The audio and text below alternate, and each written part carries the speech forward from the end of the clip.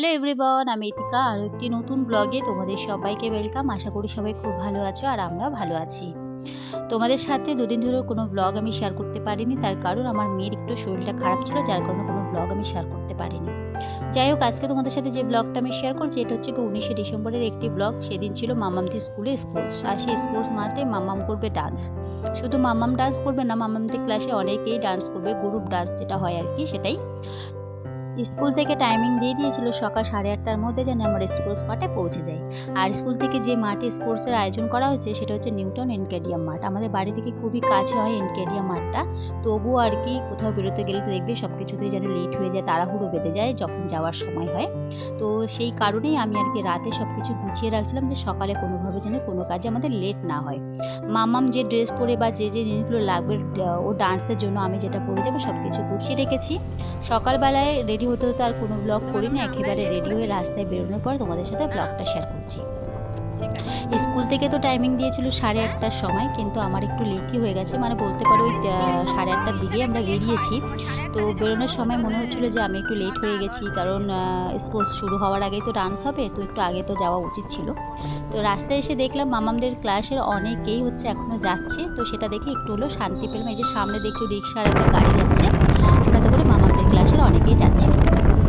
যাই হোক, এই যে আমরা প্রায় মাঠের কাছাকাছি চলে এসেছি, আর মামাম আর আমি রেডি হয়ে নিয়েছি। তো মামাম যে ড্রেস পরে ডান্স করবো ওই ড্রেসটা ওকে পরিয়ে নিয়ে এসছে, সাথে আর যা কিছু লাগবে সব কিছু রেডি করে দিয়েছি। আর আমি হচ্ছে কি একটা চুড়িদার পরে নিয়েছি। আর এই যে আমরা পৌঁছে গেছি নিউটন এনকেডিয়া মাঠের সামনে, আর এসেই দেখছি যে প্রচুর জ্যাম রয়েছে, কারণ সবাই ঢুকছিল।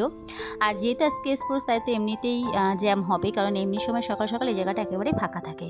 মাঠের ভেতরে ঢুকে মামামকে দিয়ে দিয়েছে এই যে হোয়াইট কালারের ড্রেস পরে বাচ্চারা দাঁড়িয়ে রয়েছে, ওটা কিন্তু সবাই আর কি মামামদের ক্লাসেরই বাচ্চা। তারপর আর কি চলে গেছি মাঠের ভেতরে যে বসার জায়গাটা ছিল সেই দিকটায়। তো বসে বসে ওয়েট করছিলাম, কারণ ওদের অনুষ্ঠান শুরু হতে প্রায় 1 ঘন্টা মতন সময় লেগে গেছিলো, কারণ সব কিছু অ্যারেঞ্জ করে রেডি করে একটা জিনিস শুরু করতে তো টাইম লাগেই। তো যাই হোক, আমিও এনজয় করি, তোমরাও এনজয় করতে থাকো।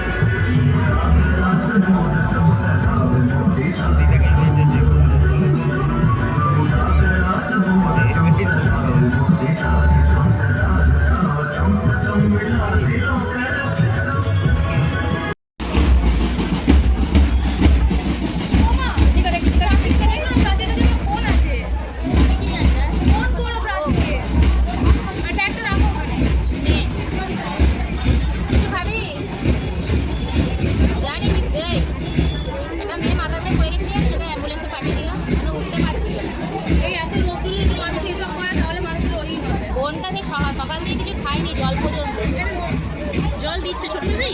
হ্যাঁ, আমার মেয়ে নিয়ে গেল এক ঢোক করে জল দিচ্ছে, প্যারেন্টস ঢুকতে দিচ্ছে না। আমি আমার ওই তো হাজবেন্ডকে পাঠিয়ে যেহেতু দিচ্ছে, গিয়ে কিছু খাইয়ে ওকে জল দিয়ে আসো যদি বাচ্চা হয়। আমি গেছিলাম জল দিয়ে মাথাটাতে ঘুরে পড়ে যাবে। সেই 9টা থেকে এখন কটা বাজে? 8:30 তাহলে হ্যাঁ দেখেছি 10:30 বাজে। 2.5 ঘন্টা রোদ্রের মধ্যে বাচ্চারা বসে আছে।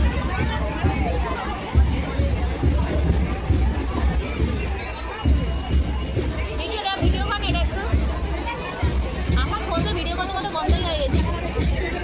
এই সময় যখন প্রত্যেক ক্লাসের টিচাররা তাদের স্টুডেন্টদেরকে নিয়ে পুরো মাঠটাতে এইভাবে রাউন্ড দিচ্ছিল, তখন কিন্তু দেখতে অপূর্ব লাগছিলো। এই সময় তো ব্যান্ড বাজছিল, ব্যান্ডের তালে তালে দেখো ওরা হাত নাড়াচ্ছিল আর এইভাবে রাউন্ড দিচ্ছিল পুরো মাঠটা। আর এক এক ক্লাসের বাচ্চারা এক এক কালারের ড্রেস পরে রয়েছে, ব্লু, রেড, ইয়েলো, এটার জন্য কিন্তু আরও বেশি দেখতে ভালো লাগছিল।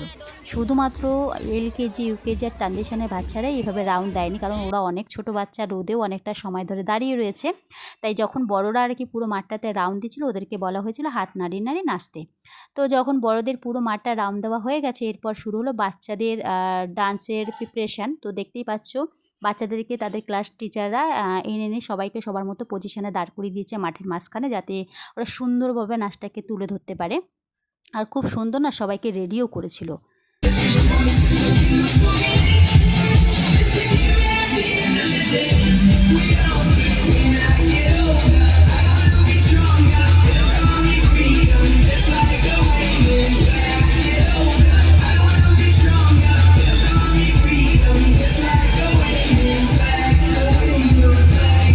Sir, thank you so much. That was wonderful with balloons and pigeons and a colorful day.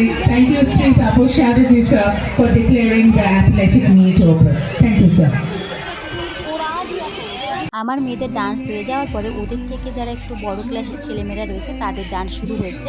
আবার এদের ডান্স হয়ে যাওয়ার পরে এদের থেকে যারা একটু বড় ক্লাসের বা ছেলেমেয়েরা রয়েছে তাদের ডান্স শুরু হবে। তবে আমি এই পর্যন্তই লাস্ট তোমাদের সাথে শেয়ার করতে পেরেছিলাম ডান্স, তার কারণ ব্লগের শুরুতেই বলেছি যে আমার মেয়ের দুদিন ধরে শরীরটা খারাপ। তো অনেকটা সময় ধরে যেহেতু খেলার মাঠে দাঁড়িয়েছিল রোদের মধ্যে, তাই ডান্সটা হয়ে যাওয়ার পরে আমার কাছে চলে আসে যে মামা আমার শরীরটা খারাপ লাগছে, বাড়িতে চলো আর থাকবো না। তবে আমার খুব ইচ্ছা ছিল যে বাচ্চাদের অন্তত স্পোর্টসটা দেখবো, কারণ ওদের স্পোর্টসগুলো দেখতে বেশি মজার লাগে, কারণ খুব ফানি হয়। তো কিন্তু দেখতে আর পারিনি, ম্যামের সাথে কথা বলে মামাকে বাড়িতে নিয়ে আসতে হয়। ব্লগটা এখানে এন্ড করছি, তোমরা জানিয়ে কেমন লেগেছে। টাটা।